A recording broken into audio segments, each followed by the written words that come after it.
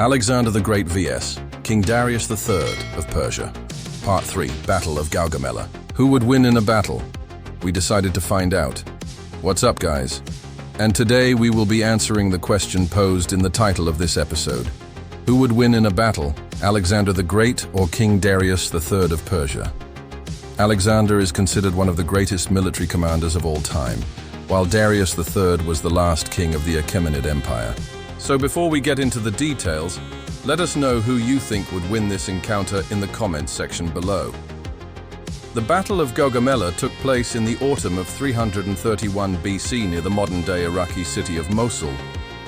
The battle was fought between the armies of Alexander the Great of Macedon and the Achaemenid Empire of Persia, with Alexander's forces emerging victorious and leading to the end of the Achaemenid Empire.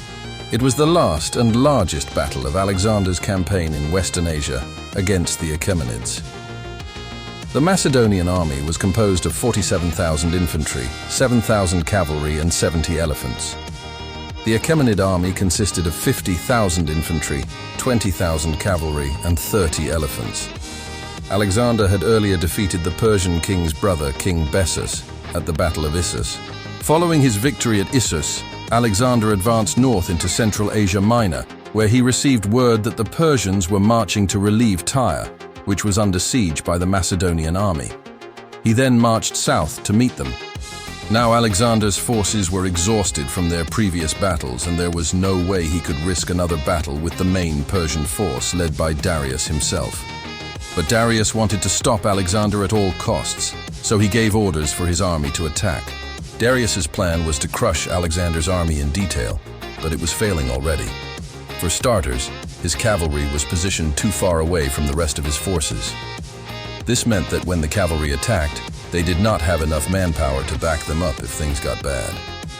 Also, their generals were inexperienced and incompetent, unlike the likes of Parmenion and Ptolemy, who were generals on Alexander's side. Another problem with Darius's army was its composition. While numerically superior, it was made up of poorly trained levies. There were too many foot soldiers and not enough cavalry. Most of the cavalry were also mounted archers, and thus their power was limited compared to heavy cavalry units like the companion cavalry of Alexander's army. Darius also made a fatal error by attacking on flat ground. If he had chosen a location with difficult terrain, he might have stood a chance against Alexander, since his army was larger than Alexander's. But as it was, his army was completely annihilated. Now, before we go further into the battle itself, let us first look at the leaders of both sides. Firstly, on Alexander's side, we have Alexander the Great, the legendary king of Macedon. Alexander inherited the throne of Macedon at the age of 20 after the assassination of his father, King Philip II. Under his reign, the Macedonian kingdom expanded into a vast empire that stretched from Greece to India. He was a brilliant military commander and strategist. His victories at the battles of Granicus River, Issus and Gaugamela are a testament to his abilities. He was known for his courage and determination on the battlefield, often leading his troops in person. Alexander was also a skilled horseman and an expert in the use of the Macedonian pike. He was also a charismatic leader who inspired his troops to great feats of bravery. On the other side, we have King Darius III of Persia. Darius came to power in 336 BC, succeeding his brother Artaxerxes III. At the time, the Achaemenid Empire was already under threat from the expanding Macedonian kingdom. Darius was forced to spend much of his reign fighting off invaders and rebellions. Despite his best efforts, he was ultimately defeated by Alexander the Great at the Battle of Gaugamela in 331 BC. Darius was a capable ruler and commander, but he was ultimately undone by the superior military tactics and strategies of Alexander. He was also unlucky in that he came to power during a time of great upheaval and conflict in the ancient world. So now that we have gotten to know our warriors, let us see how they fared in battle. During the early stages of the battle, the Persian army performed well. Their cavalry harassed the Macedonian light troops, and their infantry held firm against the initial Macedonian attacks. However, as the battle wore on, the inexperience and incompetence of the Persian generals became more apparent. They failed to exploit their numerical superiority and they made a number of tactical errors that allowed the Macedonians to gain the upper hand. One of the most decisive moments of the battle came when Alexander's cavalry charged into the Persian cavalry and completely routed them. This was a critical turning point in the battle as it eliminated the main threat posed by the Persian army.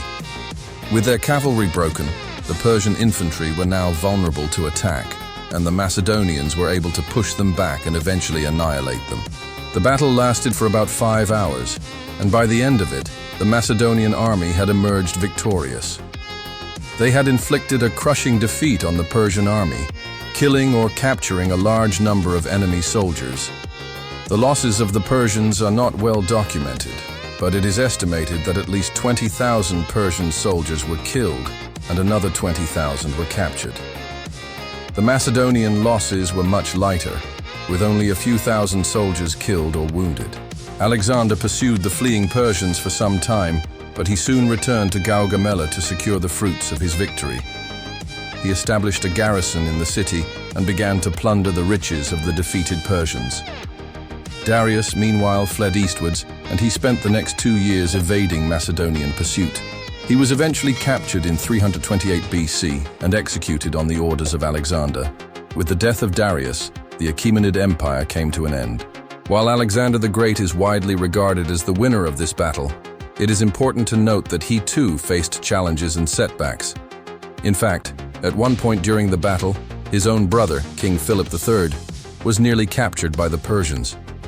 Moreover, the battle was costly in terms of human lives and resources. Despite the victory, Alexander's army was severely depleted, and he had to take some time to recover and regroup. Furthermore, the battle was not without its controversies.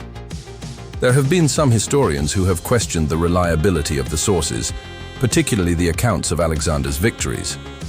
Some have argued that these accounts may be exaggerated or even fabricated. Nevertheless, despite these challenges and controversies, Alexander the Great's victory at Gaugamela remains a significant event in history. It marked the end of the Achaemenid Empire and the beginning of the Hellenistic period. It also demonstrated the military prowess of Alexander and his ability to conquer one of the largest and most powerful empires of the ancient world. We hope you enjoyed learning about this epic battle. Now let us know what you thought of the episode in the comments section below. Was it what you expected? Do you think we missed anything? Also, tell us which other historical battles you want us to cover in our future episodes. Thanks for watching. See you next time.